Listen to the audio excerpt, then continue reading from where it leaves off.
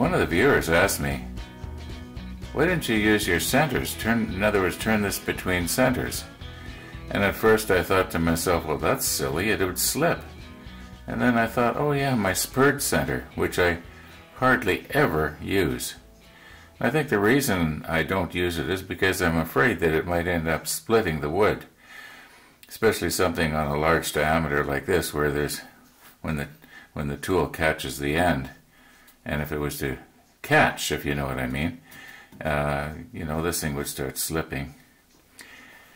Yeah, so that's probably why I don't use this very much. In fact, I can't even remember the last time I used it. But you know what? I think I'm going to switch up this morning. I'm going to take this, what we call here in Canada, a jumbo jaw. Well, actually, this one here is known as the Mega Jumbo Jaws. It's made by One Way here in Canada. And this is the largest one. They call it the Mega Jumbo Jaws. He referred to it as a coal jaw. I never used that term, but that might possibly be more correct. Anyway, I'm going to put this spurred dead center on, and not only will it mean that I'll have a lot more room. I still don't think I'm going to use this for in conjunction with the spindle duplicator. I think I'll probably use the jaw on the tenon that I want to turn. It'll be a little bit stronger. But what I'm trying to say here is that when I put this in the center that I found at the end of this, I'm having trouble with words here again. Yeah, it'll be more centered, if you know what I mean. This may not be perfectly this way or that way, or, Anyway, let's just change it up here. Okay, that took like 3 minutes. What a waste of time yesterday. And I think probably that CA glue reinforcement thing I did yesterday, it's going to prevent splitting.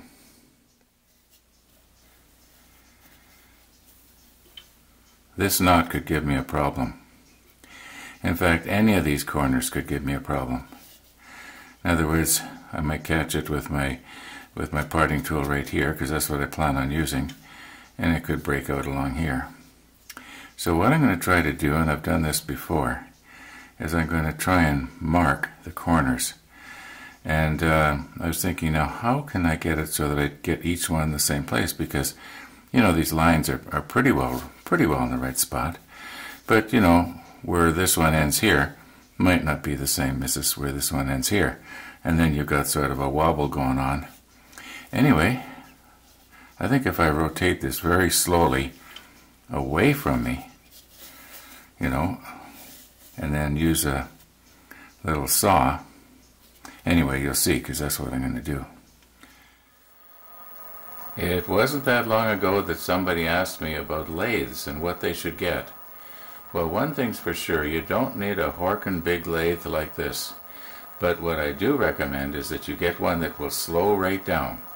This one will go down to about 50 RPM. Right now it's turning about 60. Yeah. Okay, very carefully here now.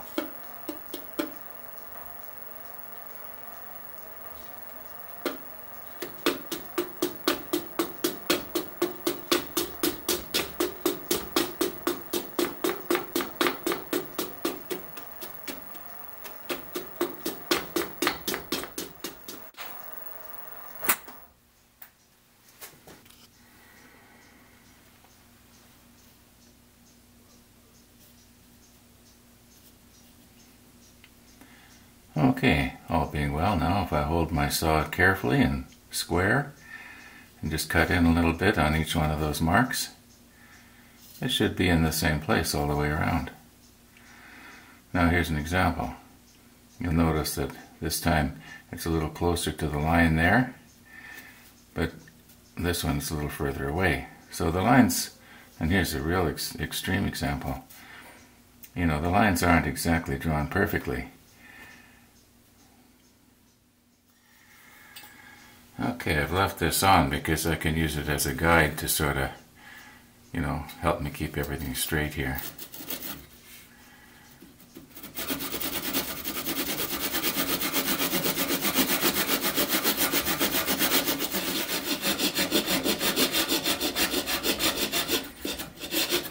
Okay, you get the idea.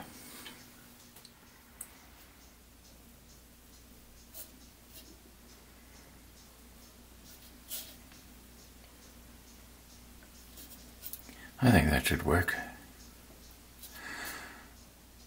Now, this is just my own idea.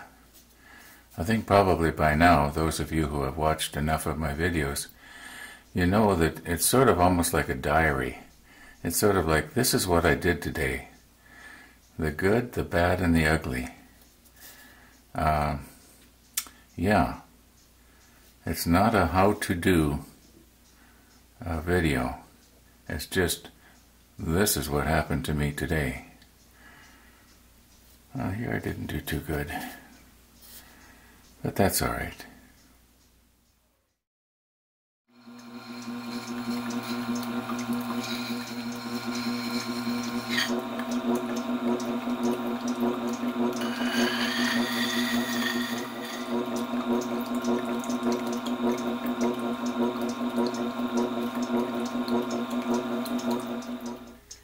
Now this is the cutter that goes in the spindle duplicator, and all I do is I just sharpen it from the top.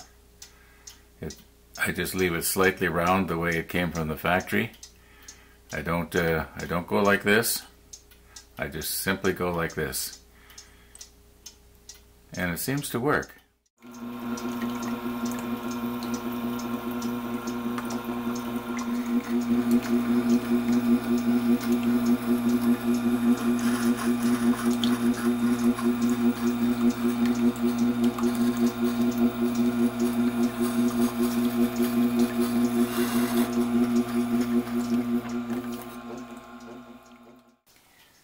Well, let's turn. Too bad about right there. I don't know why I got that extra little saw cut here. Oh. Anyway, I'll be turning at about 820 RPM.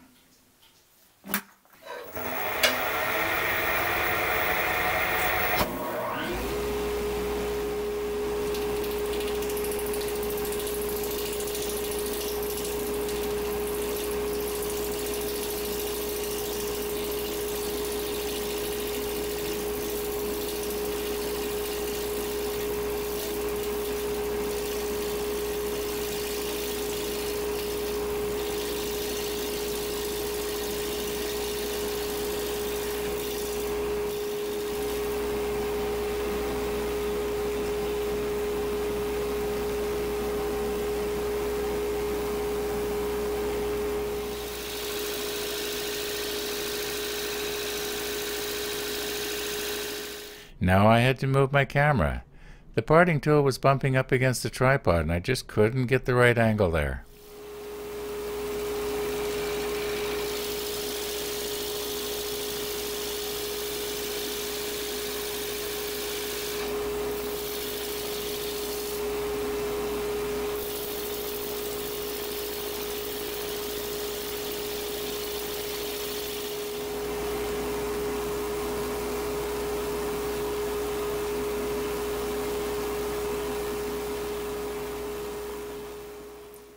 Now I had forgotten how terribly easy this pine is to turn. It almost melts away. When I first started turning bowls, I was practicing on spruce and pine and this kind of wood. And yeah, just like I say, it just sort of melts away. You hardly have to touch it all with a tool and it just digs right in. Anyway, we got our tenon. Well, you can see I did the other one, and I did it pretty much exactly the same way.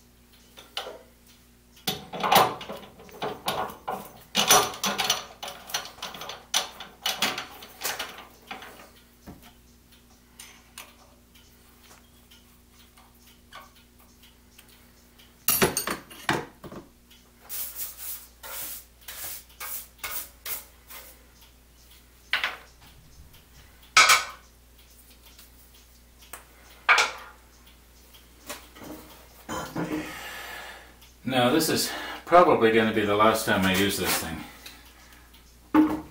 At least until the next time. It's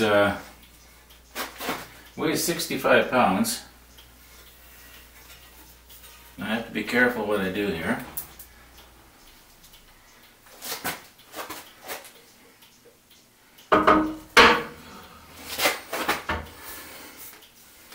For instance, right now it's digging into my hand.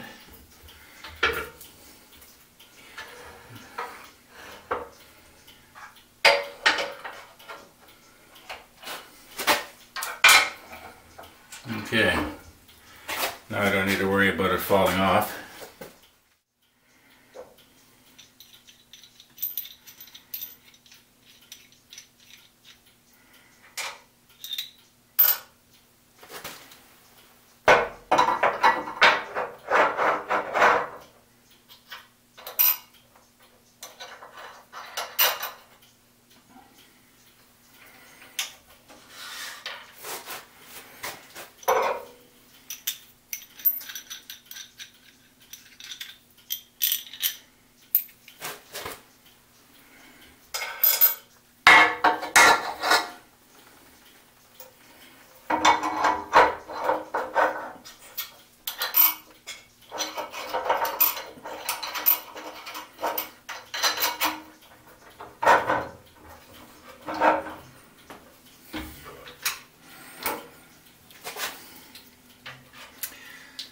These things are great. I use them almost every day for something.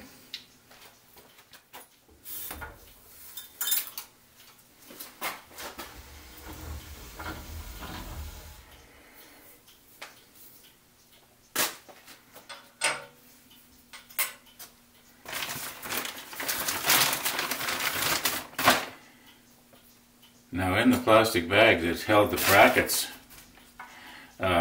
there's a couple of pieces of rubber, but I can't for the life of me remember what I used them for. Did I use them maybe as shims underneath here somewhere? The only thing I can think of is if I needed them before, I'll probably need them again, and we'll just have to see how it goes as we go along.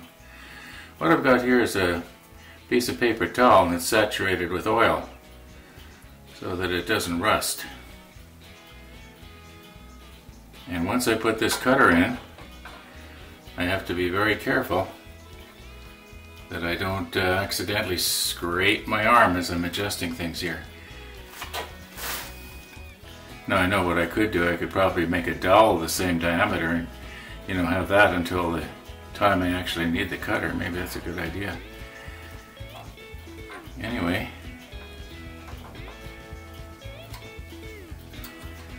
I don't want to do everything real tight because I'm probably going to have to reset things as I go along here. If you get one of these, don't expect that you're going to be able to take it out of the box and use it right away. There's quite a bit of setup, and with this one I actually had to disassemble it and sand down the shaft because it was slightly too big. It was binding something fierce. I don't mean to badmouth some of this Asian stuff, but it's good if you don't mind doing a little bit of work on it. Just a lot of their stuff you can't use it right out of the box. At least this kind of stuff.